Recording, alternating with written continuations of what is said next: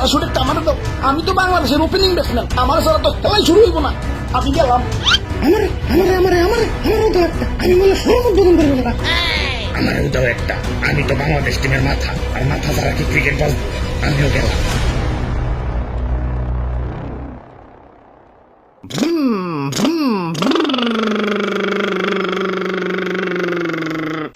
ওরে বাপুরে, ইয়া তুমি এটা কি সাউন্ড বের করতেছ? ইয়া তুমি বিমান চালাইতেছ? ইয়া টেম্পো না?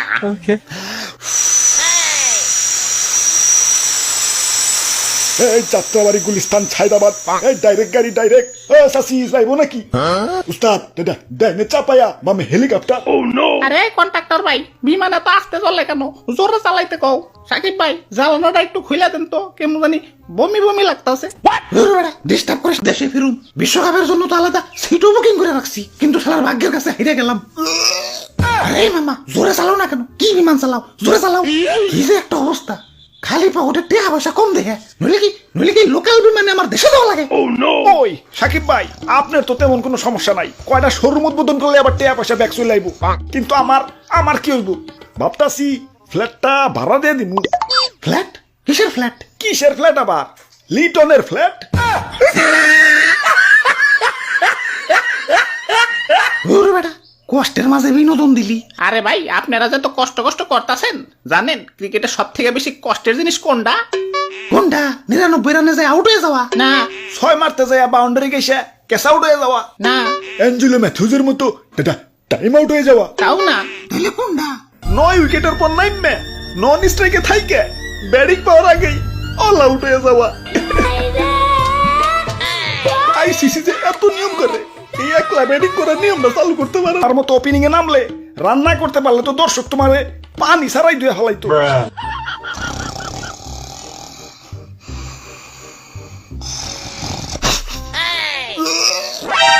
ড্রাইভার, কি বিমান চালাস?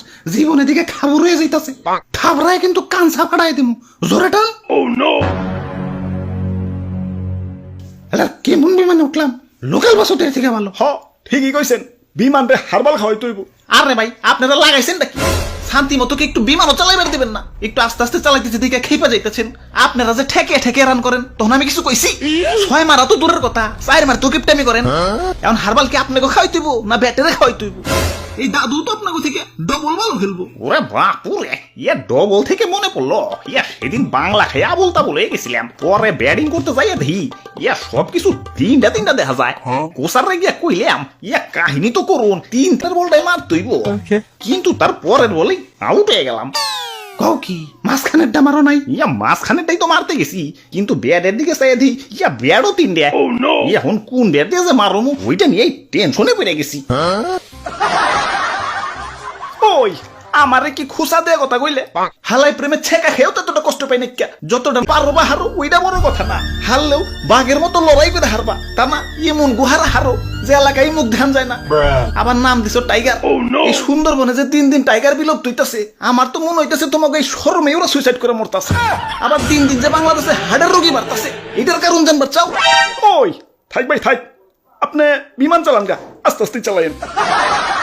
ঠিক আছে কিরে খুললে না কেলা? ওরে বাপুরে, ইয়া দরজায় লক পড়ছে, ইয়া চাবি দিয়ে খুলতইব। চাবি কো? কাম সারছে দাদু, চাবি তো ভিতরেই ফেয়েছি। বিমান তো এবার অ্যাক্সিডেন্ট হয়ে যাবে।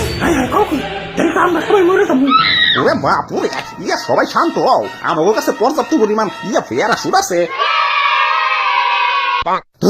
প্যারাশুট তোমার তো 3টে। ওই তো আমাকে 3 জনেরই পর্যাপ্ত পরিমাণ আছে। ইয়া তোমাগোটা কইয়া পারতাছি না।